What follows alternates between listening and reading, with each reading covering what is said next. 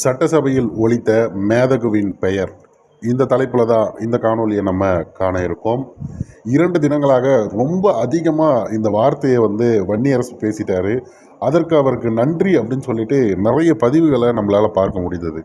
அதை பார்க்கும்போது நமக்கே உள்ளபடி ஒரு மகிழ்வு இருந்தது. காரணம் என்ன அப்படின்னா, வன்னியரசு கூட இருக்க முரண்களை ஒதுக்கி வைங்க. ஆனால் வன்னியரசு அவர்கள் சட்டசபையில் ஏற்கனவே ஒரு முறை ஈழம் சம்பந்தமான விஷயத்தை பதிவு பண்ணியிருந்தாருன்னு சொல்லிட்டு நம்மளே காணொலி போட்டு அவருக்கு வாழ்த்தும் தெரிவிச்சிருந்தோம். அதாவது என்ன சொல்கிறது, ஒரு மூட்டை முரண் இருந்தும் கூட அப்படி நம்ம செய்திருந்தோம்.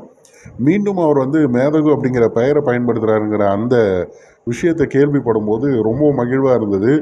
உண்மையிலே அது வெறும் பதிவாக மட்டும் பார்த்துருக்கோம். சரி, அதை காணொலியாகவும் நம்ம பார்க்கணும் இல்லையா? ஏன்னா ரொம்ப இலகுவாக அப்படியெல்லாம் நம்ம பதிவு போட்டுறக்கூடாது. அது உண்மையா இல்லையா அப்படின்னு நம்ம தெரிந்துக்கணும். அப்படி இல்லைன்னா இப்படி ஒரு தகவல் வந்தது அப்படிங்கிற மாதிரி மட்டும் நம்ம சொல்லலாம்.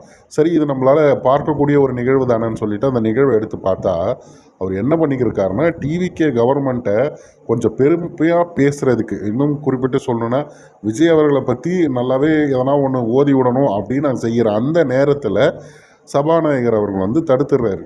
இப்போ பார்த்திங்கன்னா, அவர் தடுக்கிறாரு அப்படின்னும்போது அந்த நேரத்தில் இல்லை, அதை மட்டும் முடிச்சு விட்டுறலாம், அதை மட்டும் பேசி விட்டுறலாம் அப்படின்றதுக்காக அவர் பார்த்திங்கன்னா, மேதகு பிரபாகர் அவர்களே அப்படின்னு சொல்லிட்டு சபாநாயகரை சொல்கிறாருங்க. அதை தான் இவனுங்க பெருமையாக எடுத்து போட்டு திணிச்சிக்கிட்டு இருக்காங்க. அதில் சில பேர் பார்த்திங்கன்னா தமிழ் தேசியவாதிகளாக இருந்தாங்க. அதை பார்க்கும்போது ரொம்ப வருத்தமாக இருந்துச்சு. ஒருவேளை அதெல்லாம் சர்க்காஸ்டிக்காக போட்டிருந்தாங்கன்னா ஓகே. ஆனால் சர்க்காஸ்டிக்காக இருந்தாலும் மேதகு பேரில் என்னடா உங்களுக்கு சர்க்காஸ்டிக் வேண்டி கிடக்கு அப்படின்னு தான் நமக்கு தோணுச்சு. அது அது எந்த மாதிரி எடுத்துக்கிறதுனே தெரியல.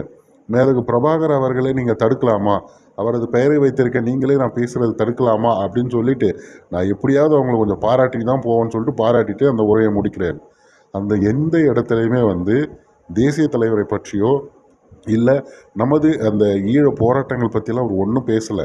அந்த விஷயங்கள் பற்றிலாம் எதுவுமே பதிவு பண்ணல.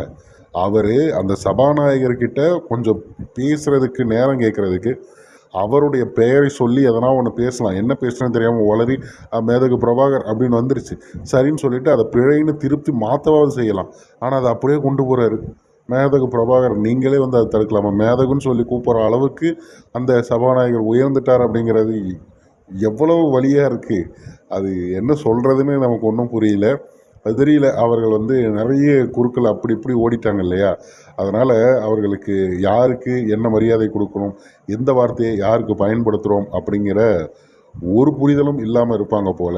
விடுதலை சிறுத்தைகள் கட்சி மீது இருக்கக்கூடிய வெறுப்பு, விருப்பு அதெல்லாம் கடந்து கூட இந்த விஷயத்தில் இதை ரொம்ப அவங்க ஒரு சாதாரணமாக ஒரு பேச்சு வழக்கில் சொல்கிற வார்த்தைங்கிற அளவுக்கு போகிறாங்கன்னும் போது தான் ஏற்க முடியல. மேதகு அப்படின்னு அவங்க அறிவிக்கிறத பற்றிலாம் நமக்கு இல்லைங்க. மேதகு பிரபாகர் அப்படின்னே சொல்லி அந்த சபாநாயகரை பேசியிருக்காரு. இதற்கு சில பேர் அந்த ஃபயர் விடுறதை பார்க்க முடியுது. ரொம்ப அருவருப்பாக இருக்குது. அதுக்கு மேலே அதில் பெருசாக பேச ஒன்றும் இல்லை. உண்மையிலே இது போல் என்ன போல் யாராவது இந்த நிகழ்வில் தெரிந்துக்கிட்ட பிறகு உங்கள் மனநிலை என்னவாக இருந்ததுங்கிறத கமெண்ட் பாக்ஸில் பதிவு பண்ணிடுங்க.